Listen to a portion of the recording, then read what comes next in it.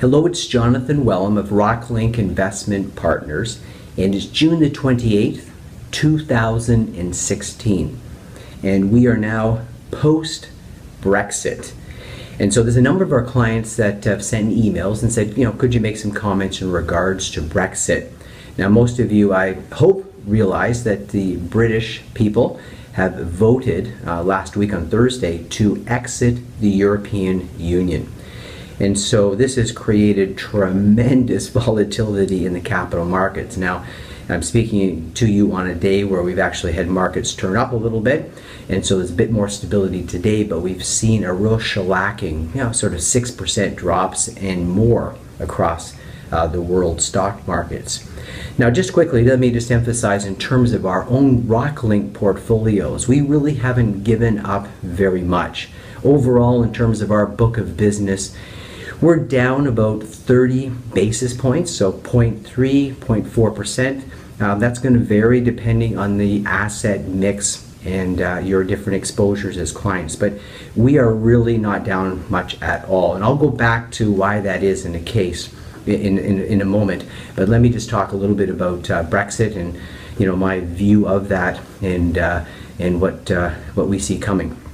In terms of Brexit, if I were in Britain, I would have voted for Brexit. I think it was a fairly easy decision from my perch. If I'm looking in on this, or if I were in Britain, I would vote for democracy, liberty, and freedom.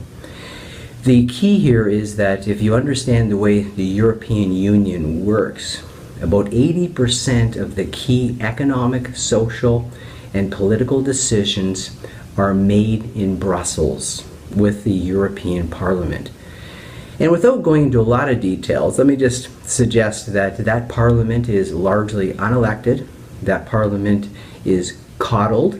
The individuals who serve in those capacities have nice, juicy expense accounts. They earn a lot of money. They don't show up very often.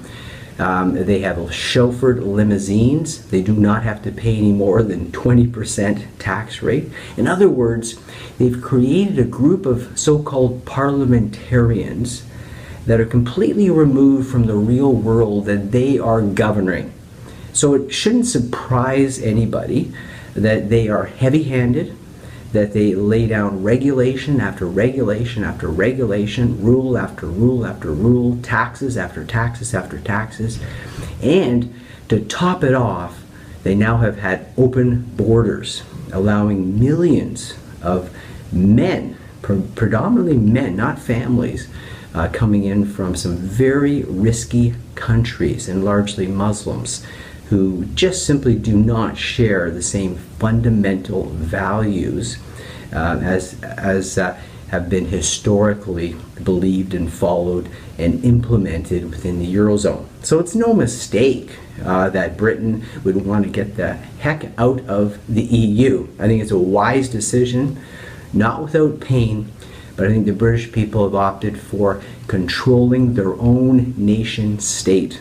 And it's a rejection of globalization, which I agree with 100%. So I applaud the Brits.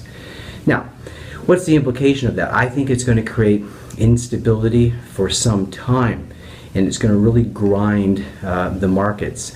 Yeah, we'll see some up days and some down days, but you see, the problem is, as we've told our clients repetitively, we live in the middle of a global debt crisis, and Europe has severe debt problems, severe problems with unfunded liabilities, and promises that the governments have made that there isn't a hope of making good on most of these promises.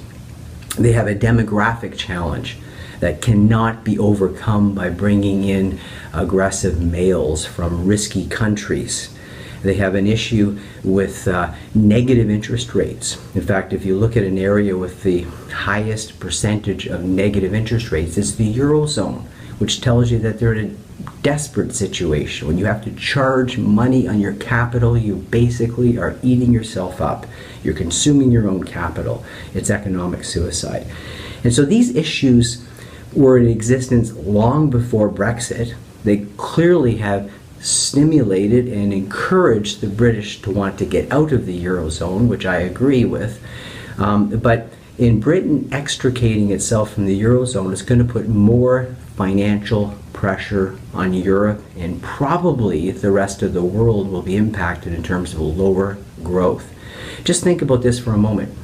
Britain has been subsidizing the EU to the tune of £350 million a week. That's £20 billion a year. And so again, this kind of transfer payments, transfer of wealth from Britain to the rest of Europe is just ridiculous and unsustainable. So that money coming out of Europe, again, is going to in fact impact that area. So we are really expecting the banks to take it hard, which they have.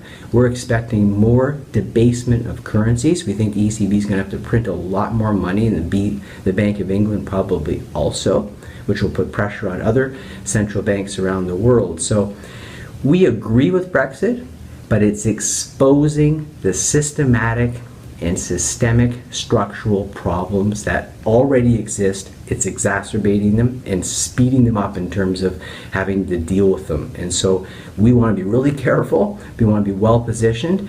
And in fact, we believe we actually are well positioned for this type of market. And that's one of the reasons why we really haven't gone down at all over the last couple of days. Now, I can't promise that that's going to be the case going forward, but I can promise you we're going to be in great companies, conservative companies, companies that can weather the storm. Now back to our portfolios. What's held up, and why are we different than really a lot of other portfolios which I've seen have really got hit pretty hard? Well, first of all, we have a lot of cash. We have a lot of short-term investments. So we have about 38% of our client portfolios is in very conservative, cash-oriented investments, short-term bonds, investment savings accounts, preferred shares, and so forth. So that's a great insulation, gives us firepower. Second, in the stocks that we own, when you think of the, say, financials, for example, which have really gotten pasted, we don't own very many financials that are leveraged with lots of debt, like the banks. We have a little bit of TD Bank. We have a great bank in the States called Customers Bancorp, but we don't own these big global banks. I wouldn't put a cent in them. And I think the European banks in particular, the British banks, need to be restructured, recapitalized, and the way they're trading now, they could be worthless. And so we haven't been in those areas, and therefore we haven't been hit or impacted by that whole sector, these leveraged financials, these global financials. We have no interest in them whatsoever. I know that area well, and I would not invest in it, and have not invested in it. Second, infrastructure businesses. Infrastructure businesses have done very well. So our pipeline businesses, our ports, our hydroelectric businesses, these are great companies. They're stable. Brexit's not going to impact them very much, and they produce a great dividend. And so with yields continuing to come down, anything that pays a dividend is worth more and more valuable. So infrastructure has done well. Healthcare, we just have a couple positions in healthcare, and we are in the real boring areas like Johnson & Johnson, Becton Dixon. They're not the sexy healthcare companies, but they virtually have not moved at all in the downturn in the marketplace. Real estate companies we own have done well also and have not moved down very much. And then we also have some great staples. Coca-Cola. People continue to drink beverages. Nestle. People like chocolate. In fact, in a down market, you might argue, people look for some comfort food and will eat more chocolate. Well, that's what we're betting on. Church & Dwight, Arm & Hammer, that they produce, so detergents, things like that. And Kraft Heinz. We have some Kraft Heinz in some portfolios. So those companies, great global businesses, not overly impacted by the vagaries of some political changes in Europe. And then we also have precious metals. And this area has gone straight up. So as we've told you before, we own precious metals, gold and silver exposure for times like this. And so our percentage weightings in that area are all, largely in the royalty companies, the finance companies. They are very well positioned, doing great deals. And so Franco-Nevada has done well, trading at 52-week highs. Royal Gold has tripled this year, and Silver Wheaton has doubled this year, and Sandstorm also has doubled this year. Interestingly enough, Sandstorm's down about 7 or 8% as I speak today, and that's because they're raising more money. They've issued more stock so that they can basically create even a larger war chest to do greater deals in the future. And so we like that also. So Brexit, whatever other exit, the world is a changing and risky place, and we need to be in high quality assets, and that's what we continue to invest in. So hopefully that's a helpful update for you. If you have any questions, let us know. You have all of our coordinates, and please feel free to contact us. Thank you very much. Bye now.